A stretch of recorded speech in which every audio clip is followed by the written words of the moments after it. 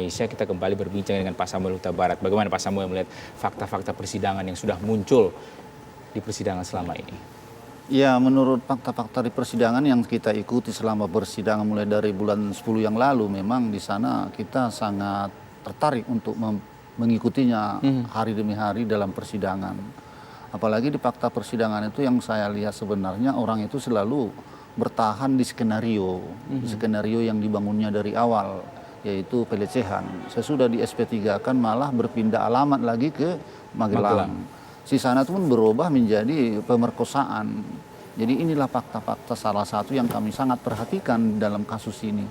Dalam pemerkosaan itu pun menurut pengakuan si putri bahwa dia itu diperkosa 3 kali katanya. Dan sesudah itu dibanting 3 kali. Oleh karena itu kami sangat memperhatikan bahwa mereka itu tidak ada membuat suatu laporan polisi di Magelang. Dan tidak ada visum sebagai bukti yang paling valid di dalam sebuah tindakan pemerkosaan. Hanya saksi-saksi ahli yang diikuti orang itu bahwa putri itu katanya itu diperkosa. Jadi dalam hal inilah yang sangat meragukan kami di dalam semua skenario orang itu.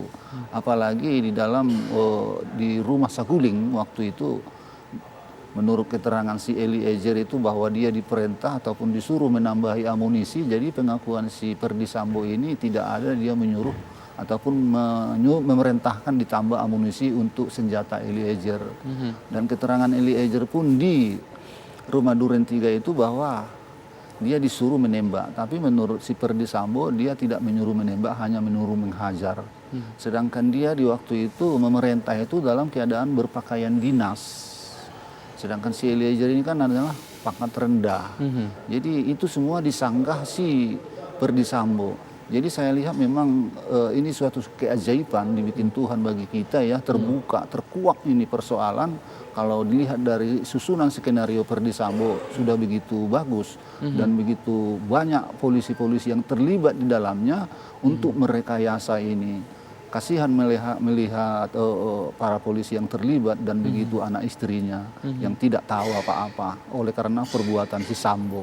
Begitu juga kami sendiri kasihan melihat diri kami sendiri yang sudah dibunuh anak kami dengan secara sadis. Kalau dilihat dari luka-lukanya itu tidak manusiawi.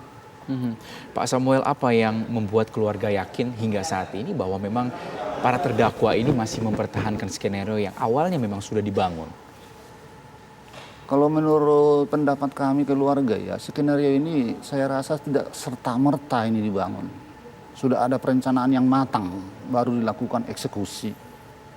Nah, sudah. Kenapa? Orang itu saya lihat di persidangan cara menjawab kepada kejaksaan itu sama Pak Hakim itu secara berjemaah. Tidak tahu, lupa, dan sakit. Inilah bahasa yang selalu terungkap di persidangan buat orang, dibikin orang itu. Apalagi si putri. Saya sangat memperhatikan semua. Apalagi si putri itu selalu membuat suatu skenario setiap persidangan, apalagi di masa penuntutan. Dia selalu merubah penampilan untuk mengambil simpati masyarakat ataupun simpati hakim dan jaksa. Dan dia selalu menaburkan air mata buayanya. Seperti saya bilang tadi, kalau memang dia seorang perempuan, apalagi dia sudah punya anak, melahirkan anak perempuan dan anak laki-laki, tentu naluri seorang ibu pasti ada. Dan dia sudah tahu perencanaan itu. Pasti dia seminimal mungkin mencegah kepada suaminya, tapi itu tidak dilakukannya sama sekali. Berarti di dalamnya ini ada suatu rencana-rencana orang itu. Tapi dalam hal ini mari kita tunggu nanti keputusan dari majelis hakim.